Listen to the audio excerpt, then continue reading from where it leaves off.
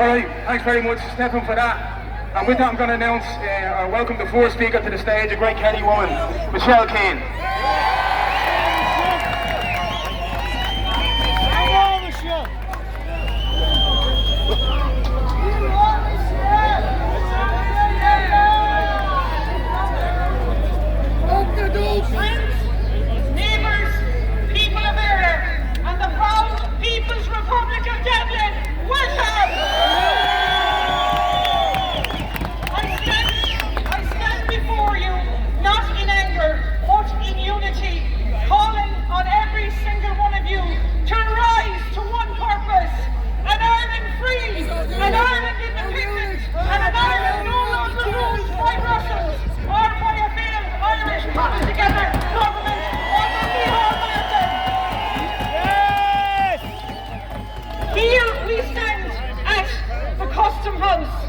A place etched into the very soul of our Irish resistance.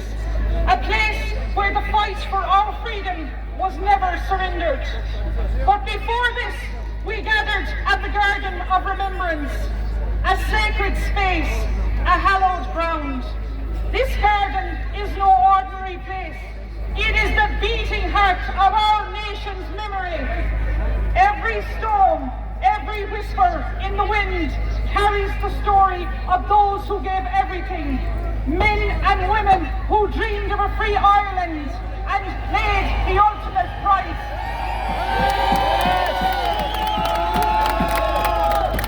We remember Father Patrick Ryan, who went to heaven this week past, the rebel priest who risked everything for Ireland's freedom. They may bury the man, but they will never bury his fire. His fight is now our fight. His Ireland is now in our hands. It is here on the streets of Dublin, the architects of our proclamation, the visionaries who dared to declare the Irish nation is sovereign and indefeasible. Padraig Pearse stood at the GPO, voice steady, heart ablaze, reading those immortal words, not as a mere statement, but as a call to each and every one of us to claim our birthright. But long before Pearse's rifle rang out, another voice echoed, a voice louder than gunfire, the voice of Daniel O'Connor, the Liberator. Born in Carrick in County Kerry, a man who believed in peaceful protest, in the power of people's will. O'Connell taught us liberty is not only won by the sword, but the steadfast belief in justice. He said, "My object is to achieve the liberty of my country, and to do so lawfully means." He warned us, the altar of liberty's tortures, when it's cemented only with blood and not with the heartbeat devotion of our Irish people. And he reminded us, the people's rights are paramount, and the people's will must be obeyed. Justice delayed is justice denied.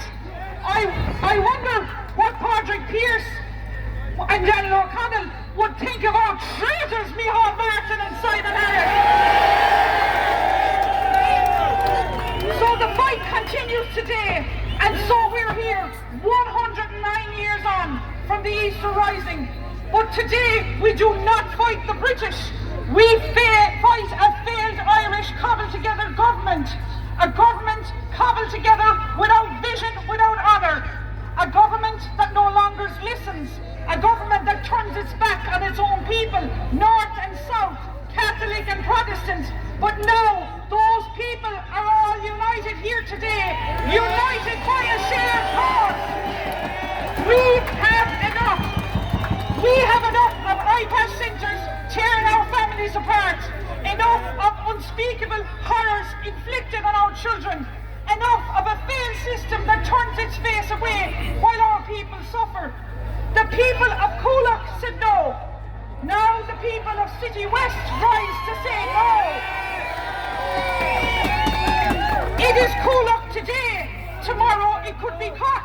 It could be Coleraine. It could be anywhere. This is not just a protest. This is a movement. a stand by ordinary people who refuse to be silenced. We will not be ignored. How can we speak of justice in this country when corruption poisoned the roots of our nation? Thousands of unvetted men brought into our country, no background checks, no safeguards, some even recruited into Garda Síochána, the very force sworn to protect us. How can we feel safe when those who should uphold the law turn a blind eye? Judges like Martin Nolan, who let pedophiles and rapists walk free. Judges like Sinead Behan in Cork, who not only leave Irish women and children homeless, but also operate within a shadow banking system, helping wealthy husbands hide assets and pensions from their ex-wives and their children. A secret network where money vanishes, where women and children are robbed, not by chance, but by design. Judge James O'Donoghue, who was convicted for failing to provide a sample of breast at the request of an Gardaí, jailed me, a mother of 2 children, unlawfully in Limerick prison a week before Christmas for 4 days. Last week, Justice Emily Egan, who I believe has now colluded with the Irish government to destroy vital evidence in election rigging, misconduct that should be shamed, but here it brings promotion. Where is the justice? If this was any other country in the world, these judges would be impeached. This is our country. This is our republic. We live in a time of deep sorrow, of proud betrayal. Thousands of people have died. Excess deaths pushed aside.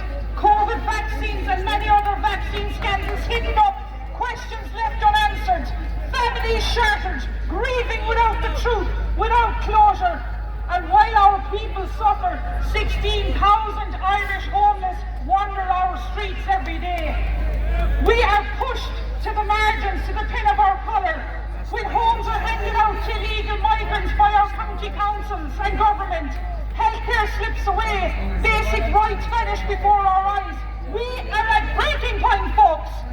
The rate of abortion spirals, lives lost ever before they begin, and the fires of old conflicts flicker dangerously close.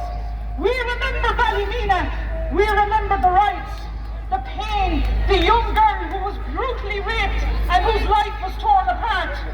But even then, in that darkness, the 32 counties stood together!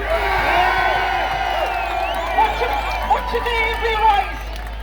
Not as fractions, not as parties, but as Irish people, united by the love for this Ireland.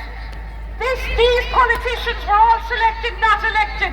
Some days are just days, but this day, a day that history will remember, because we refuse to sit on the silence.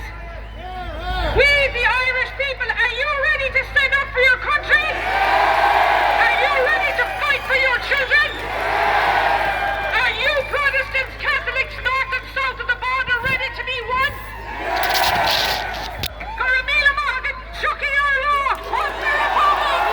How Irish, Garamila!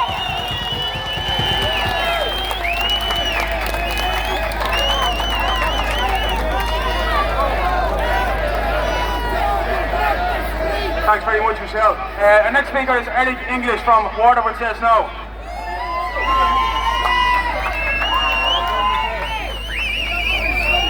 Alright lads, well, what a beautiful sight looking at all these beautiful people. I tell you, they talk about white Irish privilege. If there is it, that's it here.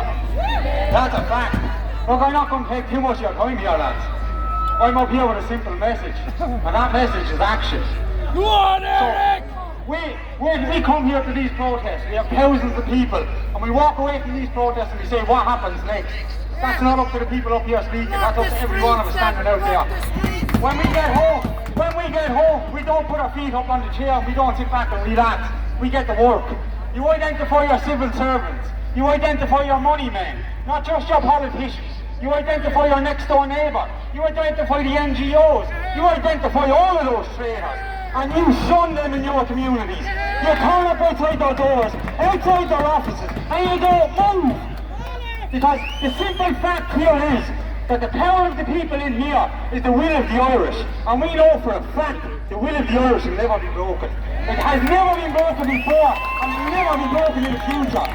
So my message here is get ready for the future, because the fight has not started, it's already begun. And we are in the middle of it. So mount up, get involved in communities, and start getting out there and bringing the fight to them. Don't sit on your backside waiting for others. Get up and be your own leader. I have two more things to say.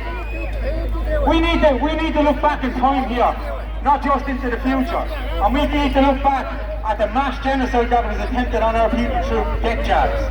There's plenty of people that are willing to speak about it, and we need to hear those people. What we also need, we need action from the people behind that. So we need to go and we need to follow the likes of Patrick McGreal, the likes of Barry from Wake Up Era, and anybody that's bringing a challenge on this. Because we don't forget. We do not forget, and we will always go back and these people will be pulled out. And as for the future, we are the holders of our own destiny, lads.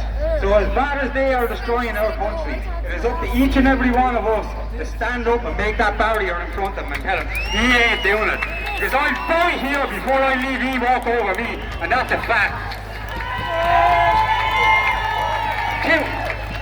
Last two things, they're not about protesting. It's about two men. One of them celebrates his birthday today, one celebrates next week. So I want you all to give him all a round of applause. I wish him a happy birthday. That's Clive Dempsey and Fergus Power.